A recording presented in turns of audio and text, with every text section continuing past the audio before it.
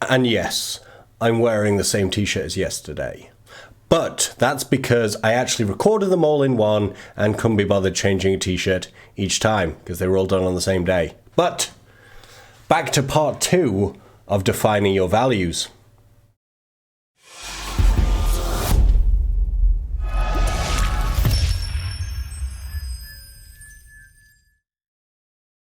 As I was planning these videos, I remembered a time when I was about 16 years old. Yes, way back. 20 years ago, actually.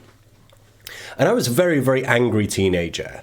I wore kind of like those big baggy jeans. I can't remember what we called them back in those days. Wasn't quite goth. Certainly alternative, but yes, definitely kind of black hoodies, big baggy jeans, chains hanging off. I had long hair at the time as well. Yes, I know, right? Miss those days. But I was incredibly angry.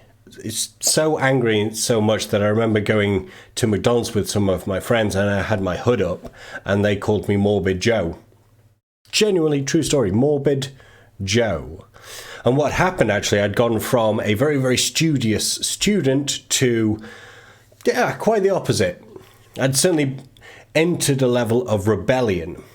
And at the time I was listening to very, very aggressive heavy metal music, which wasn't doing wonders for my psyche. But I remember reading this book when I was 16, 17 called Ravenheart. And in it had this larger-than-life character called James Grimlock. This book is written by David Gemmell, and he's known for creating these absolutely awe-inspiring but flawed heroes. And James Grimlock was absolutely no different, but he was such an interesting character.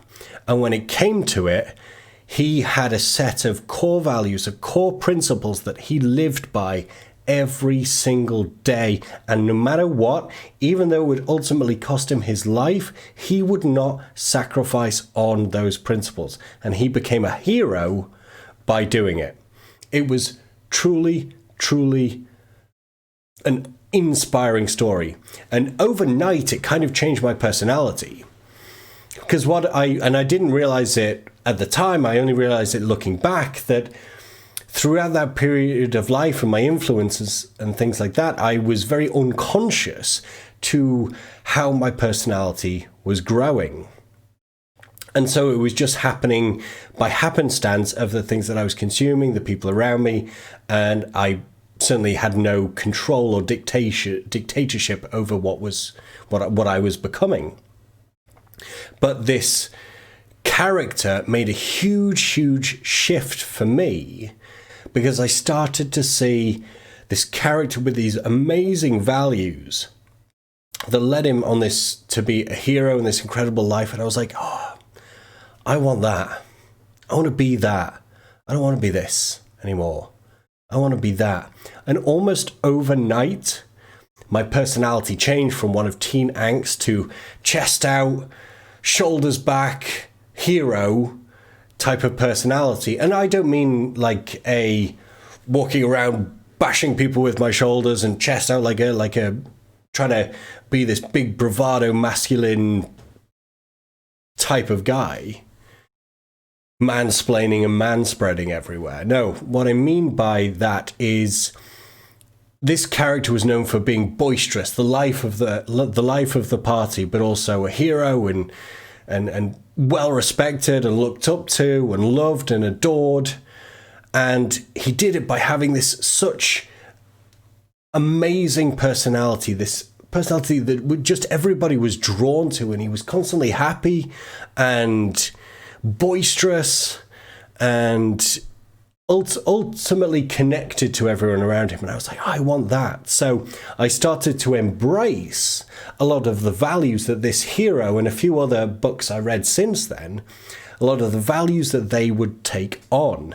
And my life made a huge shift towards the positive.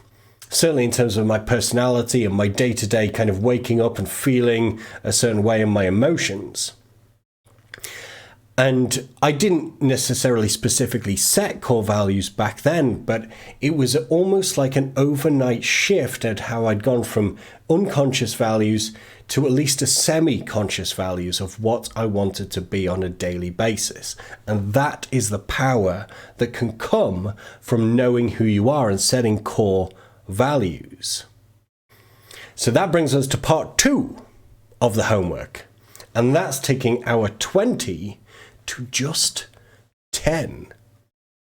And again, I want you to say yourself 10 minutes. Use that exact same sheet. There's a second page where you can actually write out those 20, make it 10. And don't worry about changing it. Don't worry about if you make mistakes. Don't worry about if you want to change it at a later date. That's totally fine. I'll actually be showing you the process that I took in maybe a bonus part 4. And you'll be able to kind of see some of the shifts that I made. But you don't need to worry about that just yet. Just take that 20, start crossing a few off. They're like, you know what? Those 2 are the same, right? Let's cross off one that is less resonant with me. And find a way of getting those 20 to 10. Put on some music, put on some background music. Make sure you've got good physiology, because if you're going to make these decisions, you make decisions better when you have good physiology. And then I'll see you for part 3 tomorrow. Bye!